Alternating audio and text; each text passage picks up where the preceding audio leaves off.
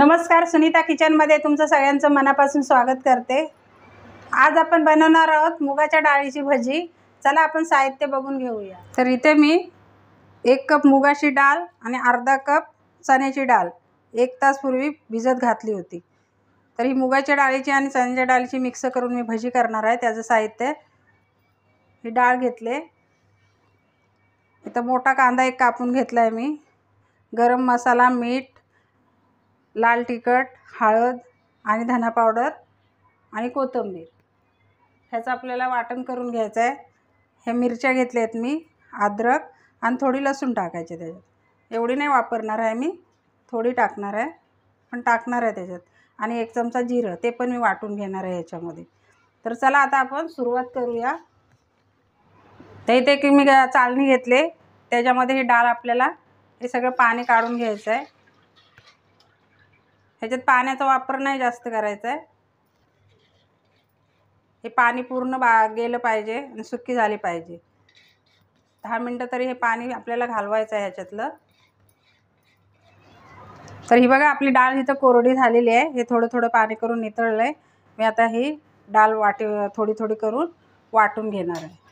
आणि हे आपल्याला एकदम बारीक नाही करायचे आहे, थोडी जाडसरच वाटून घ्यायचे। आणि हे 5-6 लसणाच्या पाकळ्या फक्त मी घेतल्यात आणि 3-4 मिरच्या अशा तोडून घेतल्यात मी। तुम्हाला जर ह्याच्यात कमी जास्त करायचं असेल तर तुम्ही ह्याच्यात कमी जास्त करू शकता। आता हे मी अद्रक टाकून घेते आणि 1 चमचा जिरं टाकते। तुम्हाला टाकायचं असलं तर टाकू शकता, नसलं टाकायचं तर नका टाकू।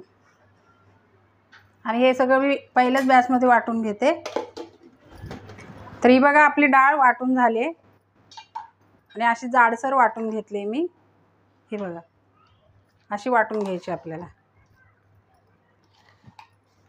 आता हे बघा पहिलाच आपल्याला कांदा टाकून घ्यायचा याच्यामध्ये।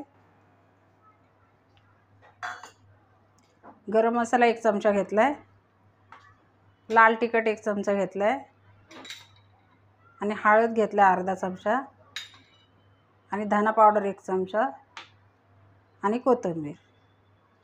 तर हे सगळं आपल्याला एकजीव करून घ्यायचं आहे आणि चवीनुसार मीठ। तर हे सगळं एकजीव करून घ्यायचं आहे आपल्याला।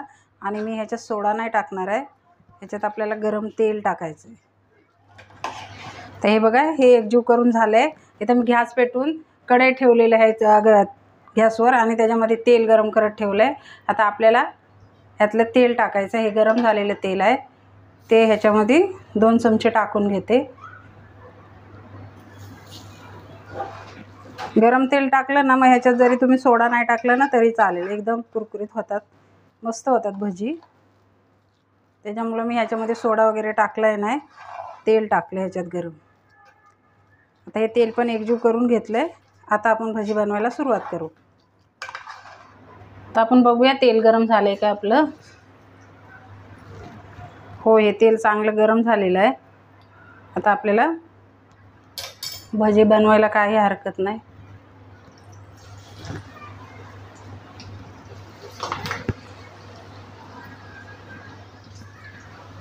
तर ह्या चमच्याने आपल्याला अशी भजी वर खाली करून घ्यायची आहेत। हे बघा चांगले कुरकुरीत झालेत का मग काढून घ्यायचे। तर ही बघा इथं भजी आपली ही तयार झालेत। हे बघा पहिली बॅच आपली झालेली आहे। अशी आपल्याला तळून घ्यायची ती भजी।